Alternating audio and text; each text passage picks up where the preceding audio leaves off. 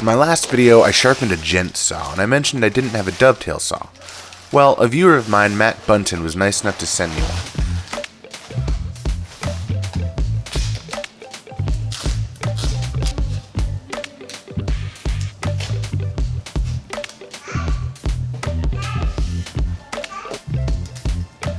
So I wanted to do a partial restoration on it. This saw has 12.5 teeth per inch and it's a Jackson backsaw, which was made by Diston around the 1930s.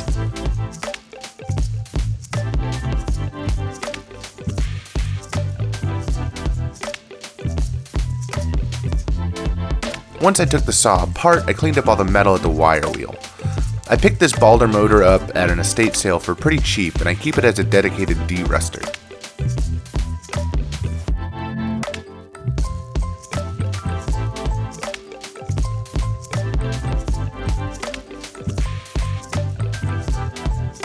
For a dovetail saw, you don't want very much set to the teeth, so I visually inspected the teeth and corrected any errant teeth. Then, while I had the plate out of the handle, I jointed the teeth to make sure they would all cut a consistent depth. I clamped the plate to a piece of wood with the teeth just barely proud of the surface, and then ran the file over them. To scrape off old finish, I used the side of a chisel. It works like a charm. I say partial restoration because I like my old tools to look old. I don't want to remove all the patina, just get the tools back in working order, but that's just my personal preference. For the finish, I use an equal part mixture of boiled linseed oil, polyurethane, and paint thinner, the 100% mineral spirits kind. I've used odorless mineral spirits in the past, but I'm not a big fan. I also usually use spar varnish instead of poly, but I couldn't find any locally, and this mix works well in a pinch.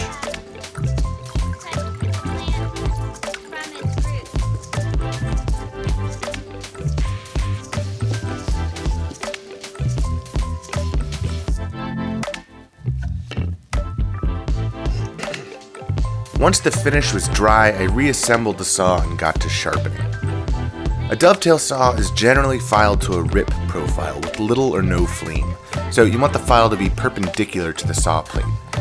My first attempt, I filed it with a 0-degree rake, which was just too aggressive, so I refiled it with a -10-ish degree rake so the tooth laid back a little bit. With the saw done, it was time for me to try my hand at some dovetails. After laying out the tails, I gave myself a little chisel wall to help me start the cut.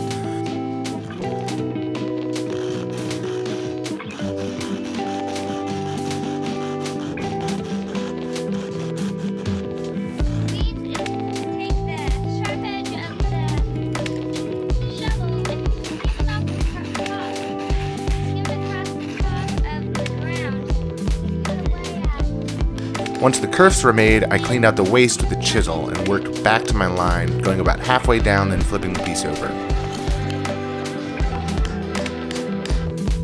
Once the tails were cut, I transferred my layout to the pin board.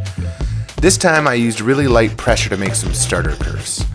I slipped up and made a few marks on the wrong side of the line, but since this was just practice, I kept going. This time I cleared most of the waste out with a coping saw I forgot I had, and that went a lot faster.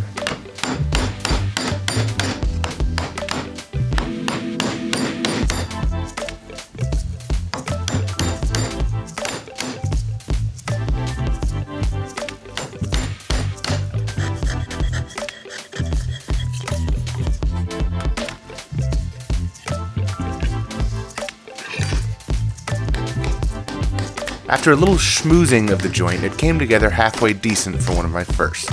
There's definitely room for improvement, but I think with a little practice, I'll get there.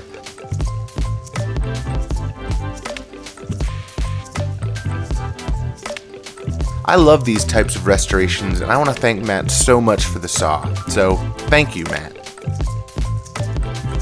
If you liked this video, consider subscribing for more content like this, as well as some bigger builds. I've got a lot planned for this year, and I've got some really exciting projects coming up. Oh, and I almost forgot to mention, I did start a Patreon page, so if you feel like swinging by, I wouldn't be upset if you became a patron, but really no pressure.